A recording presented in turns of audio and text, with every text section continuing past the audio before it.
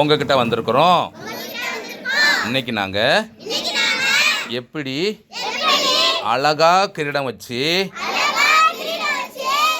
நாங்கள் ஜொலிக்கிறோமோ அதுபோல வாழ்நாள் முழுவதும் சந்தோஷத்தை தந்து எங்களுக்கும் வாடாத நித்திய ஜீவ கிரீடத்தை தாங்க. அதுக்கு தகுதியான பிள்ளையாய் உண்மையான பிள்ளையாய் நாங்கள் இருக்க உதவி செய்யுங்க. ஏசப்பா எங்க கூட இருங்க, எங்களை பாதுகாத்து கொள்ளுங்க. இயேசுவின் மூலம் ஜெபிக்கிறேன் நல்ல பிதாவே, ஆமென்.